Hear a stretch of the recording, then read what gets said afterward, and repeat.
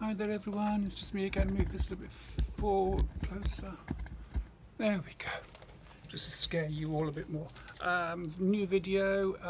Thank you for watching my last one. I do videos every Tuesdays, Thursdays and Saturdays. I haven't done as yet, but I might do different ones in between as well, like little chats and whatever. And still, if you want me to talk about anything, just let me know down below, or get in touch with me via social media like Facebook or Twitter. But apart from that, thank you for watching and thank you for subscribing. And if you think that this will help even one person that you know, just share the videos with them, or share the actual page. Then they can pick and choose which one to watch then. Last video was about being trans in China, and about two transgender women in particular. Can't remember their names, but I spoke about, I'm not royalty. Well, I think I am sometimes, but I'm not. But, oh, pardon me, and I said I'll check into more stuff, and I was talking about North Korea. As well, because they're very anti everything there, and they're very dictatorial in that country. So I checked, I did some research online about North and South Korea and everything, and even China, about transgender, and it was quite an eye-opener really, because in North Korea, even though I said it's illegal, it's against the law to be transgender, or gay even out there in North Korea. By law, it's not by law. It's basically everything is covered by law there. Discrimination, if you know, against gender, ethnicity, and everything like that. But they have other laws that would make it illegal to be gay or even trans. One of them is about decadence, keeping or associating with decadent media and stuff like that, or selling them. That's illegal. And another one is decadent lifestyle, and obscene and decadent lifestyle. So if the law thinks that it's obscene to be gay or trans, then it's against their law. And there have been rumours that gay and trans people have been killed out there because of it. It's just ridiculous, I think. But you know, so that if you can't be who you really are, it's pointless. It is pointless. South Korea is just as bad. In South Korea, actually, even though that they had their first ever gay pride about 5, 6 years ago, and is it 2012, 2013? One of those years anyway. I'll have to recheck that. But it was about 300 in the first ever Pride March that they had in South Korea. And ever since then, so like more cities in South Korea be having Pride marches ever since then, so it's growing. But the backlash that they do get is horrendous out there. It's more openly hostile towards gay and trans people out there.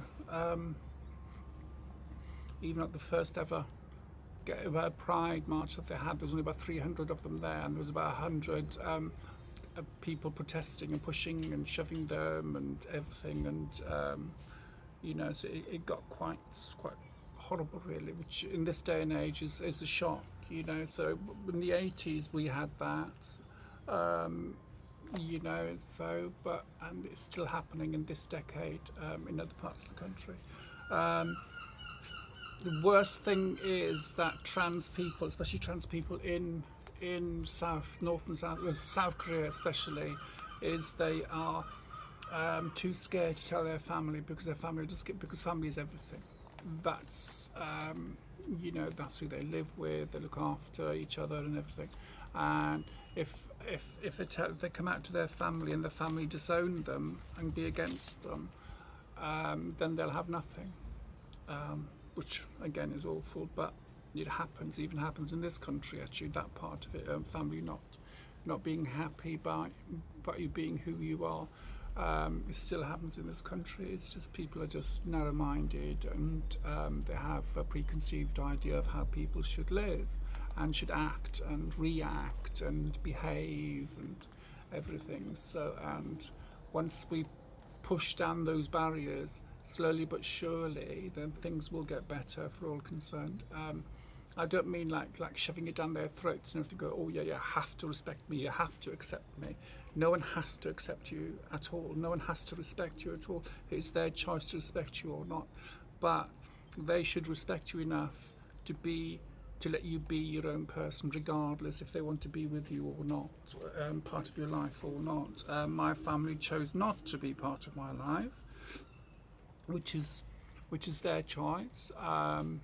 I personally think it's their loss, because the kind of family I was born into, very, very narrow-minded and very old-fashioned, I think, for want of a better word, in the way they think and see things.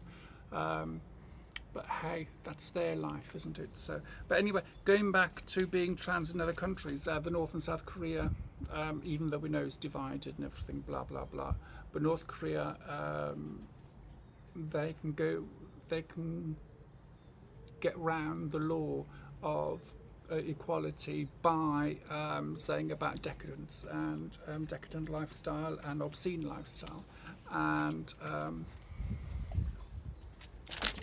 that's how countries get round human rights laws, I guess. But in China, which I thought was a bit more progressive than North Korea, for instance, I personally thought it was even worse, especially by coming out of their family and everything, and they get beaten up and really badly if they come out of their family. Majority of family will just kick them out there and then. And in China, it's still seen as a mental health issue. Being trans is a mental health issue. But in order for them to have, oh grief, another bloody spider on me. Honestly, spiders seem to love me this time of year. It's unbelievable. I've got bloody cobwebs everywhere. But anyway, going back to China. This is a mental health issue. They can't have surgery and everything like that, like we can, or, on the NHS and everything. They do need to have permission from the family, from the parents, which might not happen because a majority of trans people don't want to come out. Oh, pardon me. Come out to their family because of the repercussions. And because of that, they end up buying hormones online, which are not regulated, so could be very, very bad. And some have even been known to do self-surgery, basically cutting off their anatomy, the male anatomy, which I wanted to do so many times in my life before I had my surgery. Just one of those things, when you're not happy with parts of your body, you just want to get rid of it. At the moment with me is my nose.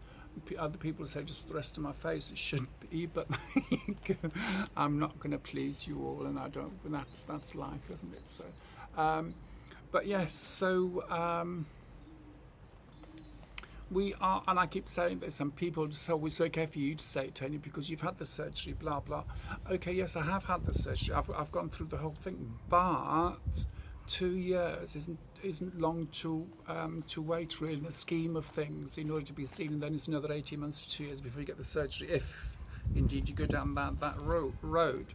And it depends how old you are. If you're over 18, then it's 2 years. From taking the hormones to having the surgery, that's roughly. But of course, places like China and Korea, Vietnam, or whatever like that, is that they don't have the luxury of having help like we do, and loads of countries are like that. Lots and lots and lots of countries are like that, and and we should be grateful. We should be grateful. And like I said, a 2 year wait isn't to actually see. To go to the clinic isn't that bad in the scheme of things. I know it's a lifetime for some of us, and it does feel like a lifetime. I know that because it was for me, even though I only had to wait 6 months. It felt like a lifetime before I had my first appointment, and it felt like another lifetime because another 6 months before I started on my hormones. And that felt like a lifetime as well. And then it was a lifetime to get all that sorted. Like I've said before, the patches didn't work. So I went through menopause, which was horrendous. It really was really bad. And looking back, it was just, it really was bad. I was worse than Dracula's daughter. I really was. I was like Frankenstein's daughter. I really was. I was horrible. I really was horrible. And then since I had my surgery, I've been okay. I'm still a horrible bitch. Like a lot of people will tell you, I'm just a horrible bitch. But hey, that's me for you. I don't care. If you don't like me, you don't like me. If you do, you do. Simple as, isn't it? But anyway, so going back, so it's all me all the time, isn't it? So I got an itch there. The spider's gone. Didn't go down my dress this time because the dress is a little bit tighter, as you can see. It's one of my favourite dresses. So. But anyway, so yes, so in the scheme of things worldwide, I think we get it really really good in this country regarding the help with being trans and everything. But like I said, like in places like like Russia, for instance, we all know that in Russia people get killed for being gay. A gay activist only last week, she was found dead. She was killed, even though she went to the police, and the authorities say, look, my life is being threatened, and they didn't do anything, and she was found dead in the street last week. So and that was being a gay activist. Gods only know what it would like to be trans there, so I'll have to look into that again about Russia, because I've watched things about being gay in Russia, and it is awful. They've got these groups, they call them something like akin to Nazi groups, going around and going after people that aren't from their part of Russia, because Russia, as you know, is it is the biggest country in the world. I think it's either that, I think Russia is the biggest country in the world by land mass, and if people come from North Russia down to Moscow, places like that, the people who are born in Moscow have a go at them because they're not Muscovites, as it were. So there's a lot of what I would call inter-racism, which basically means people are racist towards people from the same country, but from different parts of the country. Does that make sense? So I call it being inter-racist, so against their own kind, but from a different part of the country. And and that's quite prevalent there. That's quite bad there. So being gay, definitely, you cannot be openly gay in Russia. It's starting in places like Poland now as well. Some parts of Poland, it is getting a bit. It is just starting again all over the country, all over the world. I think it's like people are just turning against whom they see as being the weaker group in society, I suppose. So we did have everybody was against Muslims. Now it's against gay and trans people now. Once they sort that out, who are they going to turn against next? Each other, and that's the only other place they can go. And of course, in the light of today's, especially like the USA, it's getting worse out there as well. towards the LGBT community, and it's starting the rest of the world as well. But anyway, so that's too political, and I do apologise. But anyway, so going back to this country, we do have it good. Like even in America, it is quite difficult to be trans, and to get the hormones and everything. So a lot of people do it illegally online and everything. But that is just so dangerous. It really is dangerous, and I would not recommend it at all, because when you do start your hormones, you're supposed to have a blood test every 3 months. To make sure that all the liver and kidney functions are fine, because it can affect your liver and kidney functions. Yes, so that's all I've got to say today is just look, be happy being you, be happy that we are in this country, and with the help that we do get at the moment, of course. We don't know what's going to happen a couple of years down the line, 5, 10, 15, 20 years down the line, and we just don't know what's going to happen. I was going to say I'm not psychic, but some people say I am, because I do tarot readings and things. But yes, so I sound very bit of a Debbie Downer as well today. I am just exhausted still from Wednesday. It's just finally hit me more today than it has done, and this hot weather as well doesn't help with my suffering either. But I'm not complaining about it. It's lovely weather. It's nice breeze today. I had a bit of rain last night, which is lovely, so I don't have to water any of my plants today. They're growing really well.